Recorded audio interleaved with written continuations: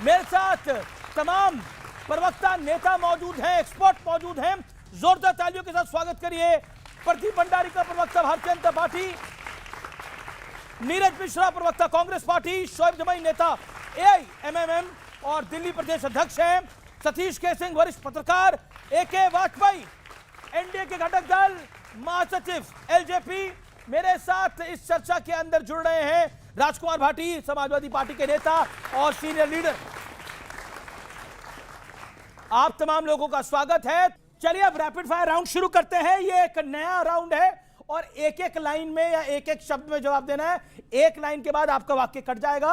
एक लाइन में जवाब देना है। आप सबको क्लियर है तो थम्स अप करिए। Thank you sir. ओके, पहला सवाल प्रदीप भंडारी आपसे। विपक्ष का चेहरा, सीएम चेहरा तेजस्वी, एनडीए का सीएम फेस कौन? हमारे नेतृत्व नीतीश कुमार, नरेंद्र मोदी जी। ठीक है। बिहार में असली वोट कटवा कौन, प्रशांत किशोर या ओवैसी? दोनों की जमानत जब्त होने वाली है। दोनों की जमानत जब्त होने वाली है। मैं रुक करता हूं सीधा राजकुमार भाटी का। 80-20 विपक्ष की जाति वाली राजनीति का तोड़ बना, हाँ या नहीं? विपक्ष की जाति वाली राजनीति नहीं है, न्याय वाली राजनीति ओके, बिहार में कई सीटों पर फ्रेंडली फाइट है, यह गठबंधन की कमजोरी है या मजबूती है? गठबंधन हर तरीके से मजबूत है, गठबंधन सरकार बनाना। ठीक है, नीरज मिश्रा अगली बारी आपकी। पोस्टर में तेजस्वी की अकेली तस्वीर राहुल का अपमान है या राहुल का सम्मान? हमारे गठबंधन के सीएम के दावेदार तेजस्वी जी हैं, वो हमारे गठबंधन के नेता हैं, हमारे सीएम डेजिग्नेट। मेरा सवाल है, मैंने सुन लिया आपका सवाल। पोस्टर में तेजस्वी की अकेली तस्वीर राहुल का अपमान है या राहुल गांधी का सम्मान? हमारे गठबंधन की एकजुटता का वो सम्मान दिखाता है। बहुत बढ़िया है, वो बिल्कुल है। तेजस्वी अपनी अकेली तस्वीर दिखा के सम्मान दिखा रहे हैं, एकजुटता है, इसको मैसेज है। पिछली बार के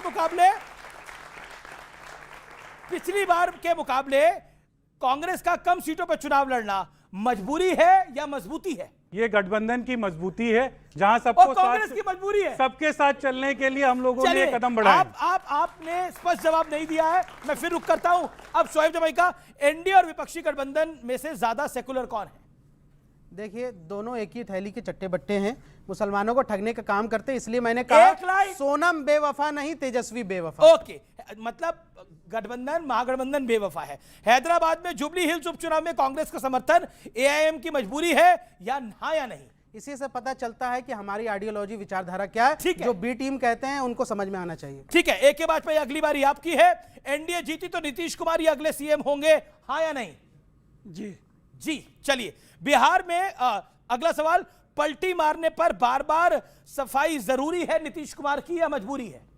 नो कमेंट्स। और नो कमेंट्स। अच्छा, इस पे कुछ नहीं कहना चाहते? No comments. आपने नो कमेंट्स बोला तो अगला सवाल, चिराग पासवान बिहार के मुख्यमंत्री होने चाहिए, हाँ या ना? ये व्यक्तिगत राय है, पार्टी के हर वर्कर की राय है कि चिराग पासवान को मुख्यमंत्री बनना है। ओके, चलिए सतीश केसिंग आखिरी और आपकी बारी है। बिहार में कांग्रेस छोटे भाई की भूमिका में आई है, हाँ या नहीं? बिल्कुल, जितना हल्ला मचाया उसके बाद तो फिर छोटी हो ही गई।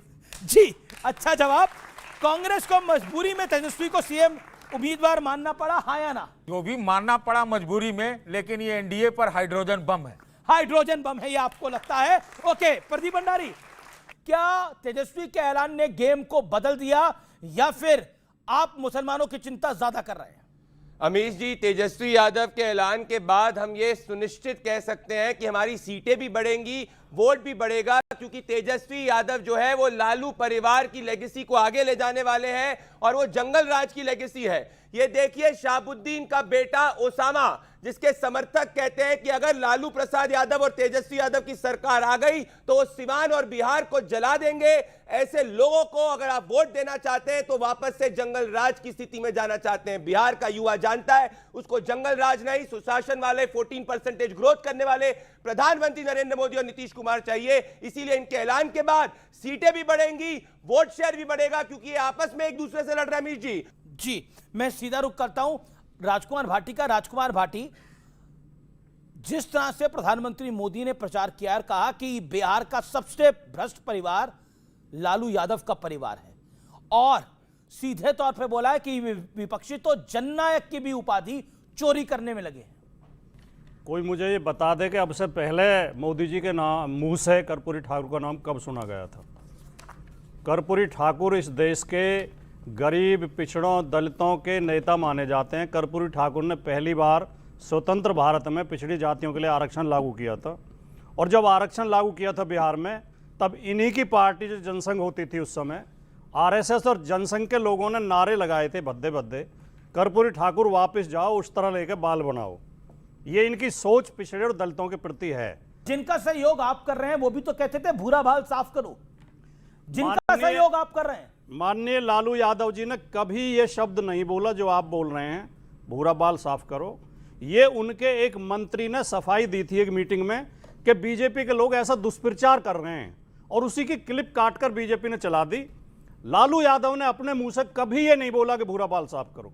ये फर्जी आरोप है उनके ऊपर। और ये नहीं, जो लोग जी आप बोलिए, लालू यादव की सामाजिक पृष्ठभूमि के कारण उनसे चिढ़ते हैं, वो लालू यादव के ऊपर तरह तरह के आरोप लगाते हैं। आपने कहा सबसे भ्रष्ट परिवार का आरोप तो सिद्ध हुआ लालू यादव का। आपने कहा सबसे नहीं, आरोप तो तब सिद्ध होंगे अगर मोदी जी के कई कामों के हम जांच की मांग कर रहे हैं। अरे पर कन्विक्शन मोदी के राज में नहीं हुआ, लालू यादव का कन्विक्शन मोदी के राज से पहले हो गया। मेरी बात तो सुना, जैसे इलेक्टोरल बॉन्ड है, जैसे पीएम केयर फंड है, जैसे राफेल का सौदा है, अगर इनकी कोई जांच करेगा तो ये लोग भी जेल जाएंगे। लेकिन जांच कौन करेगा? जब हमारी सरकार आएगी तब जांच होगी। अमीश जी इन्होंने बोला महान कर्पूरी ठाकुर जी की बात हमने कब करी? भारत रत्न महान कर्पूरी ठाकुर जी को देने वाली सरकार प्रधानमंत्री नरेंद्र मोदी जी की सरकार है, ना कि कांग्रेस पार्टी। और ये पहली बात। दूसरी बात, 2 बार कर्पूरी ठाकुर जी चीफ मिनिस्टर बने थे, दोनों बार जनसंघ ने समर्थन करा था। Point number 2। पॉइंट नंबर 3 मैं पूछना चाहता हूं, ये सुप्रिया श्रीनेत का ट्वीट है जो जननायक राहुल गांधी को कहती है, तो कांग्रेस बता दे जननायक बिहार का सिर्फ एक ही है, महान कर्पूरी ठाकुर जी। क्या राहुल गांधी जननायक है कि कर्पूरी ठाकुर जी है? क्या राहुल गांधी जननायक है या कर्पूरी ठाकुर जननायक है? देखिए ना, जननायक कौन है मैं आपको बता देता हूं। जिन्होंने बिहार के अंदर 26% आरक्षण की बात की थी, उस बात जो इनको पसंद नहीं आई तो अप्रैल 1989 में उनकी सरकार को गिरा दिया। उन कर्पूरी ठाकुर जी को तो जननायक मानते हैं, हम भी मानते हैं, लेकिन जब हमने कास्ट सर्वे कराया और उसके बाद हमने भाई साहब मैं सवाल बड़ा सरल पूछ रहा हूं, मैं कह रहा हूं कर्पूरी ठाकुर जी जननायक है, राहुल गांधी जननायक है? जवाब दीजिए ना। अमीश जी, आप जलेबी बना रहे हैं, राहुल जी बड़ी सुंदर जलेबी बना रहे हैं। कर्पूरी ठाकुर जी के आदर्शों पर चलने वाले राहुल गांधी भी उन्हीं की तरह जननायक है। जननायक है उन्हीं की तरह, बिल्कुल है। ये बड़ा है के अंदर राहुल गांधी कर्पूरी ठाकुर की तरह जननायक है। जवाब प्रदीप भंडारी का जवाब जरूरी है, AK वाजपेयी का जवाब जरूरी है। ये बिहार का अपमान है अमीश जी। बिहार का जननायक सिर्फ और सिर्फ कर्पूरी ठाकुर थे। कोई भी किसी के आदर्श पे चले, जननायक सिर्फ कर्पूरी ठाकुर जी थे। और एक 10 सेकंड बाद कंप्लीट करूंगा। लालू यादव ने कर्पूरी ठाकुर जी, महान कर्पूरी ठाकुर जी को कपटी ठाकुर किया था, उसके साथ अलायंस क्यों किया? अगर वो ऐसे आदर्श पे चले, गांधी के विचारों पर जो लोग चले वो राष्ट्रपिता हो जाएंगे? बताइए, जो गांधी के विचारों पर चलेगा, यहां सब लोग गांधी के विचारों पर चलने को तैयार हैं, सब राष्ट्रपिता हो जाएंगे। आप कह रहे हैं कि जननायक कर्पूरी ठाकुर के विचारों पर राहुल गांधी चल रहे हैं, इसलिए वो भी जननायक ना। आप बताइए, वॉक द टॉक करते हैं। हमने जब कास्ट सर्वे कराया, हमने 65% आरक्षण की बात की, हमने उसको 9 शेड्यूल में लाने की बात की, लेकिन जैसे जननायक कर्पूरी ठाकुर की बात इनको राहुल गांधी भी जननायक, तो राहुल गांधी की बात भी पसंद नहीं है। आज देश में दलित पिछड़ों की बात करने वाले राहुल गांधी की बात पे 5 ही सेकंड लूंगा। एक बात पे बोलने पहले, फिर ओके बात पे जननायक हो गए राहुल गांधी, आपको दिखाई नहीं दे रहा, आप गलत गठबंधन के साथ चले गए। इसी को कहते हैं सेल्फ गोल। ये सेल्फ गोल है। कहां जननायक कर्पूरी ठाकुर और कहां राहुल गांधी? कौन सा ऐसा काम राहुल गांधी ने कर दिया है जो उनके बराबर में आप उनको खड़ा कर देंगे? नीतीश बाबू ने जरूर काम किया है, 65% रिजर्वेशन दिया है। ईबीसी को 25%, ओबीसी को 18%, एससी को 20%, एसटी को 20%। लेकिन दुर्भाग्य ये हुआ कि मामला हाई कोर्ट ने डिसमिस कर दिया। बिहार सरकार सुप्रीम कोर्ट गई है, अभी सुप्रीम कोर्ट में मामला पेंडिंग है और हमें उम्मीद है कि वहां से वो क्लियर होके आएगा। तो जननायक राहुल गांधी हो जाएंगे, ये बड़ा हास्यास्पद है। हाँ, एलओपी है, आप उनकी तारीफों के पुल बांधिए, लेकिन इससे काम चलने वाला नहीं है। बिहार में जो प्रेजेंट गवर्नमेंट है एनडीए की, उसके खिलाफ कोई एंटी इनकम्बेंसी नहीं है। 20 साल से राहुल गांधी में आपको जननायक क्यों नहीं नजर आता? दो एक काम ये बता दे मुझको, राहुल गांधी का कौन सा ऐसा काम किया? भाटी बताएंगे? नहीं, राजकुमार भाटी भी बताएंगे, ये भी बताएंगे, लेकिन हम उनकी बात से सहमत हो नहीं सकते हैं, क्योंकि सवाल बिहार का है। बिहार के लिए, सवाल तो ये देश के लिए क्या किया? मेरा सवाल तो ये है, जब ये दूसरा चाणक्य बना सकते हैं, जब दूसरा लौह पुरुष बना सकते हैं, तो दूसरा जननायक क्यों नहीं हो सकता? कोई जरूरी जननायक एक ही हो? जननायक 4 भी हो सकते हैं, जिसके अंदर योग्यता है, जो जनता की बात कर रहा है तो वो जननायक है। जननायक हाँ, वो बनने बात के आपकी लिए ठीक है। इतिहास लिखना पड़ेगा। राहुल गांधी अकेले व्यक्ति हैं इस देश के जिन्होंने 2000 किलोमीटर पद यात्रा की है। काम करके तो जब तक खाली से क्या जननायक हो जाएंगे क्या? आप इतना समझदार एक सेकेंड शोएब भाई, राहुल गांधी जननायक है आपकी राय के अंदर? ये देखिए, अगर विधायक तोड़ के और बेईमानी करके चुनाव जीतने से जैसे कोई चाणक्य नहीं हो जाता, चाणक्य ओरिजिनल थे, वो ओरिजिनल रहेंगे, वैसे ही जननायक बनने के लिए बड़े आंदोलन और देश में एक बड़े लेवल पर परिवर्तन की ज़रूरत है। मैं नहीं मानता कि किसी किस्म का अपमान है, बल्कि कांग्रेस के समर्थक मोहब्बत में कुछ भी कह सकते हैं। मेरा ये मानना है कि राहुल गांधी जी की सीरियसनेस नहीं है। अगर आपके पास लॉजिक है, तथ्य तो जवाब दे दीजिए कि इतना बड़ा चुनाव है, राहुल गांधी जी नॉन सीरियस होकर क्यों घूम रहे हैं? अगर आप बीजेपी को हराना चाहते हैं तो। अमीश जी देखिए, बहुत छोटी सी जवाब मैं इनकी बात पे भी जवाब देता हूं, वाजपेयी जी की बात पे भी इनकी बात का जवाब पहली बात तो ये, उन्होंने क्या कहा कि राहुल गांधी ने क्या किया है कि वो जननायक हो जाएंगे। इस देश में जब जब कोई काला कानून आता है तो देश की जनता के साथ खड़ा हुआ वो राहुल गांधी दिखता है, उसके बाद बाकी लोग लाइन में आते हैं। इस देश के अंदर संविधान को बचाने के लिए, देश को सांप्रदायिकता से बचाने के लिए 4000 किलोमीटर की पदयात्रा की है उस आदमी ने, इसलिए वो जननायक हो जाता है। और जहां तक हमारे भाई कह रहे हैं कि उनका क्या रोल रहा इस चुनाव का, जो चुनावी सीरियस है, सीरियस नहीं है वो। इनको मेरे ख्याल से चश्मा जो है वो शायद इनको भी नारंगी लग गया है, क्योंकि इनको यह समझ नहीं आया कि जहां से इस चुनाव की शुरुआत हुई, वो शुरुआत हुई उस 17 दिन की यात्रा से, वोटर अधिकार, जहां पर वोट चोरी हो रही थी, हमारे दलित मुस्लिम भाइयों के वोट को काटा जा रहा था, और उसकी सबसे पहली आवाज राहुल गांधी ने उठाई। मैं राहुल गांधी जी का चेहरा कांग्रेस से इस्तेमाल किया पूरे बिहार में।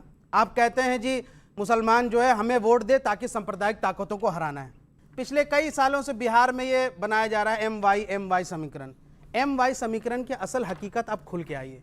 मल्लाह plus Yadav, Muslim plus Yadav नहीं, मल्लाह प्लस बेटे को अगर यादव है। सीएम बनाने की बात की तो आपके पेट में बड़ा दर्द हो गया। नहीं, मुझे क्यों पेट में दर्द होगा? क्यों मुसलमान कहां जाएगा? पिछड़ों के साथ नहीं, मुसलमान कहां जाएगा? क्यों कर रहे हैं? सिर्फ दरी बिछाएगा? आप बिल्कुल नहीं। तो फिर आपने, मुझे लगता है अशोक गहलोत साहब की तो फिर आप सामाजिक न्याय की बात क्यों करते हैं? सामाजिक न्याय वही होगा, सामाजिक न्याय जब कैसे और होगा? मुख्यमंत्री बनाए जाएंगे। आबादी का अनुपात के हिसाब से कैसे हिस्सेदारी तय होगी?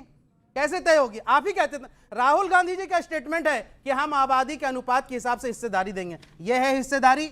है ये है क्या? क्या हिस्सेदारी है? बताइए, देखिए, जवाब दीजिए आप इसका।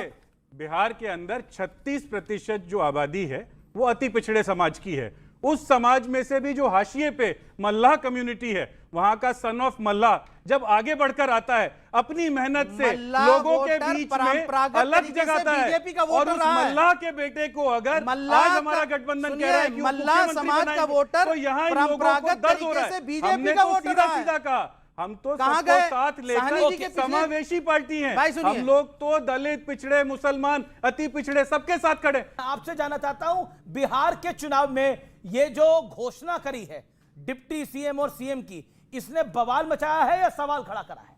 देखिए, पहले तो ये है कि ये घोषणा तो हो गई, चेहरा तो मिल गया, दूल्हा तो मिल गया। यहाँ तो दूसरे तरफ का जो दूल्हा को घोड़ी पर चढ़ा के घोड़ी को ही नीचे से दौड़ा दिया। किसकी बात कर रहे हैं आप? अब मैं नीतीश कुमार की बात कर रहा हूँ। घोड़ा दौड़ रहा है, पता नहीं, एक मिनट रुकिए। अगर हो सकता है उसी घोड़े को पकड़ने के लिए AIMIM जैसी पार्टियां दौड़ लगा रही हैं। अच्छा, हमको तो पता ही नहीं चलता है कि AIMIM जो भी है वो जो भी नहीं है पार्टी है, दुल्हन किसकी है पता ही नहीं चलता है। तो भाई आप दुल्हन किसकी है? राहुल गांधी जी को डिफेंड करते हुए दुल्हन की बात मत करें। राहुल गांधी जी अभी कवारे हैं, जब दुल्हन आ जाएगी तो बात कीजिएगा। सतीश के सिंह बोलिए। देखो, आपने बताया नहीं आप दुल्हन किसकी है, सतीश के सिंह ने पूछा। अभी ये खुद ही तय नहीं कर पाए। अच्छा, देखिए आज आप फंसे पड़े हैं। तलाश ये सुनिए, अरे सुनिए, ये पर्दे में दुल्हन है, समझे? दुल्हन अपना जब चेहरा दिखाएगी ना, जब लोगों को तब तक दिखेगा, तब आपको भी पता चल जाएगा कि कौन कहां जा रहा है, क्यों जाता है और कब जाता है और फिर लौट आता है। आज आपको रगड़ने के मूड में है ये लोग। सुनिए, हैदराबाद में अभी जुबली हिल्स में एक कंस्टिट्यूंसी में इलेक्शन हो रहा है, बाई इलेक्शन हो रहा है। उसमें कांग्रेस के कैंडिडेट को MIM ने सपोर्ट किया, बल्कि उनके नॉमिनेशन में भी ओवैसी साहब। अच्छा, आप कांग्रेस की दुल्हन है? सुनिए, मौजूद रहे। मेरे को ये बताइए, निकाह करने का ऑफर कौन दे रहा है बार बार? निकाह करने का ऑफर कौन दे रहा है? आप लोग दे रहे हैं। भाई हम कहाँ दे रहे हैं? भाई आपने तो बोला खुला भाई कि राजद निकाह और हमें करने साथ में का नहीं ऑफर तो लीजिए। यही दे रहे हैं। आपने राजद और निकाह कांग्रेस को करने का निवेदन ऑफर दिया ये दे रहे हैं। कि हम इस स्वयंवर में आना चाहते हैं। अमीश भाई देखिए ना, हैदराबाद के जुबली हिल्स चुनाव का जिक्र कर दिया। जब हैदराबाद में चुनाव लड़ने की हिम्मत नहीं है, वहां कोसी में जाके किसके लिए काम कर रहे हैं पूछ लीजिए।